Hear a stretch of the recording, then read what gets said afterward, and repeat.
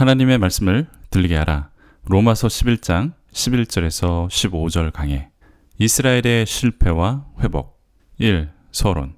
이번 시간에 로마서가 말씀해 주는 것은 이스라엘의 실패가 우리 이방인들에게 어떤 의미가 있는지를 말씀해 주고 있습니다. 이스라엘의 실패로 인해서 우리 이방인들이 결국은 구원받게 됐다라는 것이 핵심입니다. 이번 구절의 중심을 이해하기 위해서는 12절과 15절을 잘 비교해서 살펴보아야 합니다. 12절과 15절이 비슷한 구조로 기록되고 있습니다. 즉, 12절과 15절을 강조해주고 있다라는 것입니다. 이 구절이 오늘 강해의 핵심 내용이 된다라는 것을 기억하셔야 합니다.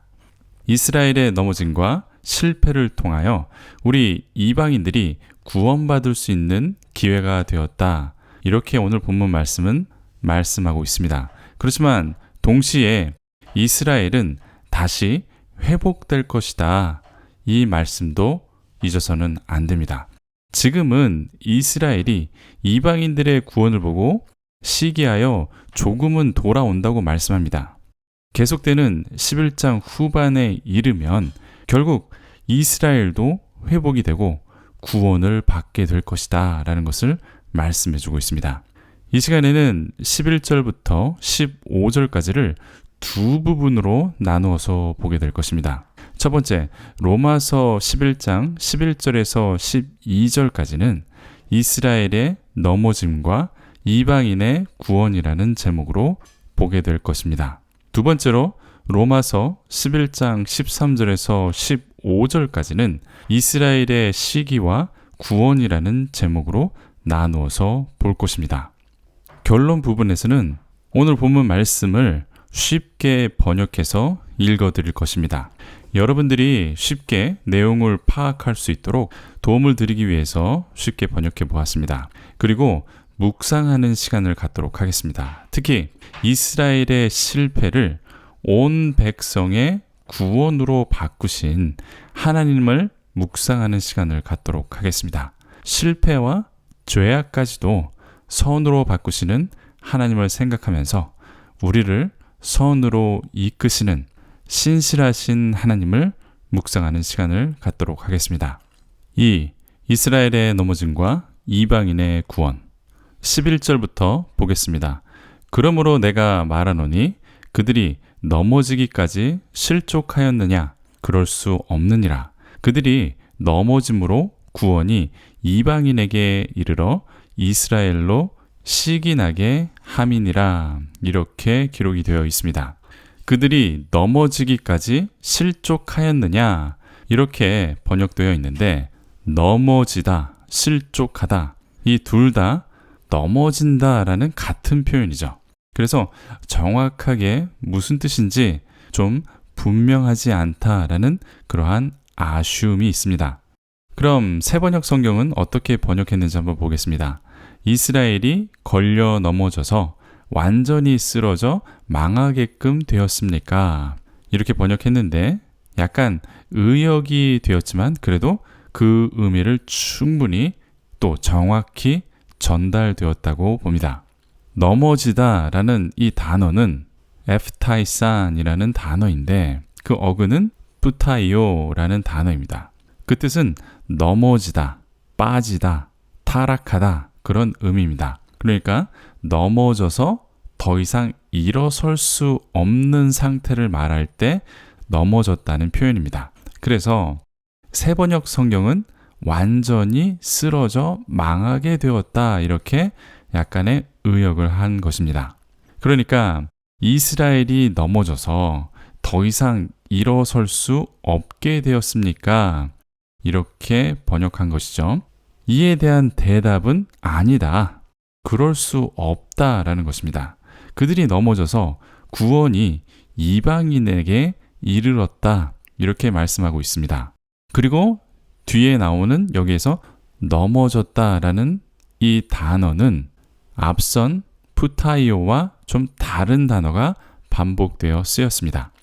파라푸토마라는 비슷한 의미의 단어가 쓰였는데 미끄러지다, 잘못된 걸음, 실족하다, 헛디디다 그런 의미입니다.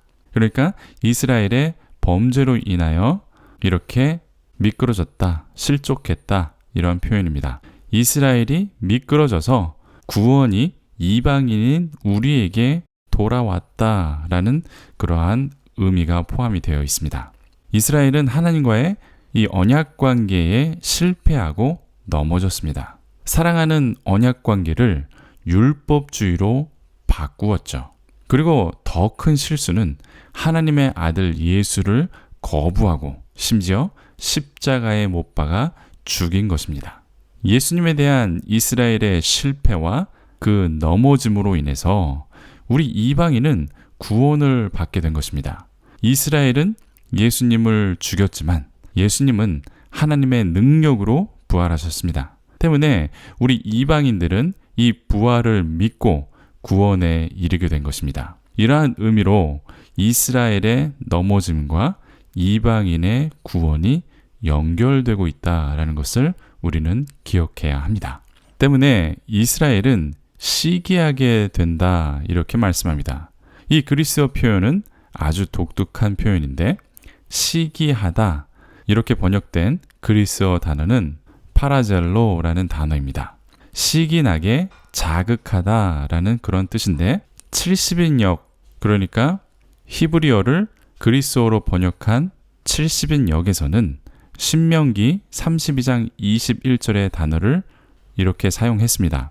열왕기상 14장 22절, 시편 78편 58절에 사용된 단어이기도 합니다. 중요한 것은 하나님께서 시기 받도록 자극을 주셨다라는 그러한 의미로 사용된 단어입니다. 이스라엘이 이방인의 구원을 보고 스스로 시기한 것이 아니라는 것이죠. 이방인이 구원을 받던, 구원을 받지 못하건 이스라엘은 아무런 자극이 없었습니다. 그런데 하나님께서 이스라엘이 시기하도록 자극하셨다. 이러한 깊은 뜻이 있는 단어입니다. 그러니까 결국은 이스라엘을 시기하게 하신 것도 하나님이고 그 결과 구원받게 하신 것도 하나님이 되셨다. 하나님이 모든 것의 주체가 되셨다라는 그러한 깊은 뜻이 있는 단어입니다. 하나님의 구원의 계획은 이방인에게만 한정된 것이 아닙니다. 이스라엘의 회복과 구원으로 이제 온 세상 사람들이 구원을 받게 되는 것이 바로 하나님의 목적입니다. 이스라엘이 신실하지 못해서 넘어지는 것으로 끝이 나는 것이 아닙니다. 하나님의 그 신실하심은 이스라엘까지 구원으로 온 세상에 알려지게 될 것입니다. 이제 12절을 보겠습니다. 그들의 넘어짐이 세상의 풍성함이 되며 그들의 실패가 이방인의 풍성함이 되거든 하물며 그들의 충만함이리요. 이렇게 기록이 되어 있습니다. 여기서 이스라엘의 넘어짐과 실패를 같은 의미로 또 반복이 되고 있습니다. 이스라엘의 넘어짐과 실패가 세상의 풍성함이 된다. 이러한 뜻으로 말씀합니다. 앞선 구절에서 넘어졌다라는 의미는 이스라엘의 범죄와 연결이 되어 있었습니다.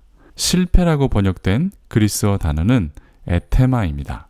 이 에테마는 손실, 실패 그러한 뜻입니다. 결국 이스라엘은 복음을 받아들이지 못하여 손실을 입고 또는 실패하게 되었다라는 것을 말씀하는 것이죠. 이처럼 이스라엘의 범죄로 인해서 넘어짐과 실패로 인하여 도리어 이방인들이 풍성하게 되었다. 이렇게 로마서는 말씀합니다. 복음의 풍성함, 은혜의 풍성함, 그리고 이 생명의 풍성함을 우리 이방인들이 경험하게 되었습니다. 이스라엘의 넘어짐이 도리어 이렇게 이방인의 풍성함으로 돌아온 것이죠. 그런데 이스라엘이 충만하게 되면 어떻게 될까요? 이러한 문장으로 12절은 묻고 있습니다. 이스라엘의 실패도 이렇게 좋은 결과를 낳았는데 하물며 이스라엘이 충만하게 되면 엄청나게 좋은 결과가 나타나게 될 것이다 라는 그러한 의미로 말씀하고 있는 것이죠. 제 개인적인 생각으로는 이스라엘이 복음을 받아들이고 예수 그리스도로 충만하게 되는 날이 이제 오게 될 것입니다. 그때가 되면 예수 그리스도의 재림과 새 하늘과 새 땅으로 이루어지는 마지막 때가 되는 것입니다. 때문에 우리도 이스라엘의 충만함을 소망하고 기다려야 하는 것입니다. 3. 이스라엘의 시기와 구원. 로마서 11장 13절에서 15절. 계속해서 13절을 보겠습니다. 내가 이방인인 너희에게 말하노라. 내가 이방인의 사도인 만큼 내 직분을 영광스럽게 여기노니. 이렇게 말씀하고 있습니다. 사도 바울은 유대인으로서 이방인인 우리에게 말씀합니다. 물론 당시 로마 교회의 성도들과 불특정으로 이 말씀을 듣게 될 당시의 성도들에게 주어진 말씀이기도 합니다. 여기서 사도 바울은 이방인의 사도라고 말씀하고 있습니다. 좀 더 좋은 번역은 이방인에게 보내진 사도다라고 번역하면 더 좋았을 것입니다. 왜냐하면 이방인에게만 보내진 이방인의 사도라고 오해할 수 있기 때문이죠. 그렇게 번역이 되려면 정관사가 붙어야 합니다. 하지만 이 문장에서는 정관사가 없습니다.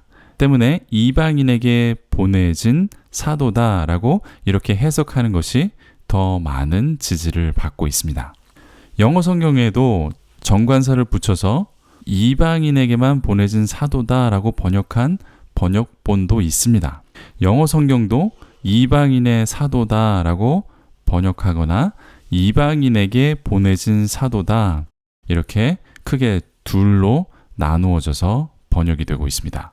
사도 바울은 자신을 이방인에게만 사역하도록 부르심을 받은 사도라고 한정하지 않았습니다. 성령께서도 사도 바울을 이방인에게 보내셨고 이방인의 선교에 길을 열어주셨기 때문입니다. 따라서 우리도 사도 바울을 이방인에게만 보내진 사도라고 한정하지 말아야 한다는 것입니다. 사도 바울은 이 직분을 아주 영광스럽게 여겼다라고 되어 있습니다. 이 직분이라고 번역된 그리스어 단어는 디아코니안이라는 단어입니다. 직분이라는 단어는 사전적 의미로 직무상의 본분, 마땅히 하여야 할 본분이라고 되어 있습니다. 그보다는 사역이라고 번역하는 것이 개인적으로 저는 더 좋은 번역이라고 봅니다. 영어 성경에서도 대부분 사역이라는 의미로 ministry라는 단어로 번역이 되어 있습니다. 그렇지만 킹 제임스 버전 같은 경우는 office, 즉 업무라는 단어로 번역이 되어 있습니다. 이제 14절을 보겠습니다. 이는 혹 내 고륙을 아무쪼록 시기하게 하여 그들 중에서 얼마를 구원하려 함이라. 이렇게 기록이 되어 있습니다. 사도 바울의 이방인 선교의 최종 목표도 결국 이스라엘의 구원이라고 말씀하는 것이죠. 여기에서 시기하게 하여라고 번역된 단어도 앞선 11절과 같은 단어 파라젤로소입니다. 하나님께서 이스라엘을 시기하도록 자극하신다 그런 뜻입니다. 사도 바울의 고륙 즉 형제들이 시기를 느껴 그들 중에 얼마가 구원을 받게 될 것이다 이렇게 말씀하고 있죠. 이제 계속해서 15절을 끝으로 한번 보겠습니다. 그들의 버리는 것이 세상의 화목이 되거든 그 받아들이는 것이 죽은 자 가운데서 살아나는 것이 아니면 무엇이리요. 이렇게 15절은 12절의 요지를 다시 강조하는 구절입니다. 12절에서는 이스라엘의 넘어짐으로 세상에 부요함이 왔다라고 말씀합니다. 그런데 15절에서는 이스라엘이 거부한 것으로 세상에 화목이 되었다라고 말씀하고 있는 것이죠. 세상의 화목은 죽은 자 가운데서 살아나는 부활을 의미하고 있습니다. 여기에서 받아들이는 것이라고 번역된 단어가 나타납니다.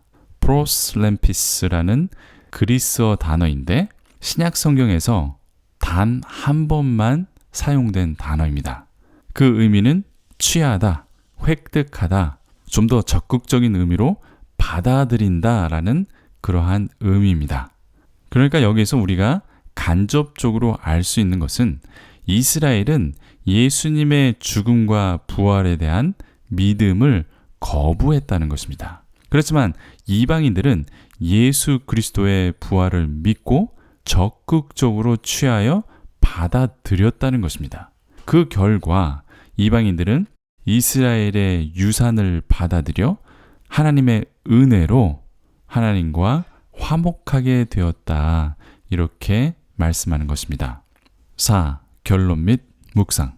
이제 11절에서 15절까지를 쉽게 번역하여 읽어보도록 하겠습니다. 다시 한번 묻겠습니다. 그들이 넘어져서 더 이상 일어설 수 없게 되었습니까? 그렇지 않습니다. 그들의 죄 때문에 구원이 이방인에게 왔고 이로 인하여 이스라엘이 질투하게 하시려는 것입니다. 그러나 그들의 죄가 온 세상에 부요함이 되었고 그들의 잃어버림이 이방인의 부요함이 되었다면 이스라엘이 충만하게 채워질 때 얼마나 부요하게 되겠습니까? 나는 당신들 이방인들에게 말합니다. 내가 이방인들에게 보내심을 받은 사도로서 나는 내 사역을 영광스럽게 생각합니다. 내가 어떻게든 내 동족에게 질투심을 일으키고 일부를 구원하고 싶습니다. 만약 그들의 거부가 온 세상과 화해를 이루는 것이라면 그들의 받아들임은 죽은 자들 가운데 생명을 주심이 아니고 무엇이겠습니까? 여기까지 쉽게 이해할 수 있도록 번역해 보았습니다. 좀 더 이제 묵상하는 시간을 갖도록 하겠습니다. 이 시간에는 이스라엘의 실패와 거부까지도 하나님께서 선으로 바꾸시는 그 하나님을 생각해 보는 시간을 갖도록 하겠습니다. 이스라엘은 하나님을 거부하고 하나님의 자리에 스스로가 왕이 되려고 했습니다. 결국 이스라엘의 실패는 세상의 왕으로 오신 예수님을 거부하고 예수님을 죽이는 범죄까지 이르게 되었습니다. 이러한 이스라엘은 완전한 실패로 보입니다. 하지만 하나님께서는 이스라엘의 실패와 이스라엘의 죄악을 통해서 온 세상을 구원하시는 선한 일로 바꾸셨습니다. 우리는 언제나 좋은 것을 주시는 하나님을 믿는 성도들입니다. 비록 우리의 삶 속에 힘들고 고난의 광야를 통과해야 할 수도 있습니다. 하지만 모든 것을 선으로 바꾸시는 이 하나님을 의지하십시오. 오늘 본문 말씀에 이스라엘의 실패로 온 세상을 구원하시는 하나님을 의지하라는 것입니다. 많은 믿음의 조상들이 이런 하나님을 경험했습니다. 요셉도 그 중에 하나입니다. 요셉의 형들은 요셉을 죽이려 했습니다.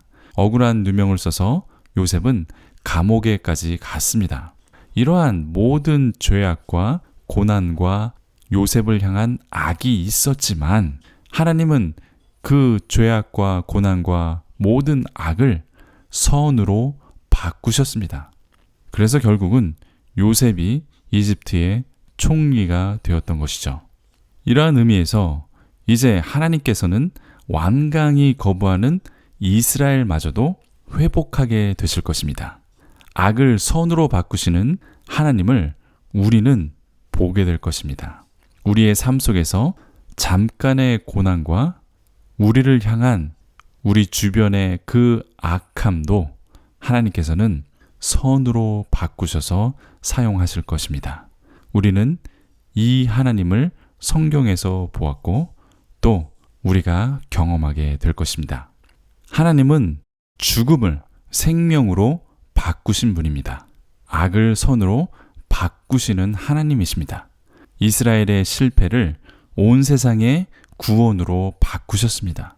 때문에 우리에게 오는 고난을 기쁨으로 바꾸실 날이 올 것입니다. 우리의 실패도 성공으로 바꾸시고 우리를 향한 어떠한 악도 결국은 선으로 바꾸실 줄 믿습니다. 아멘.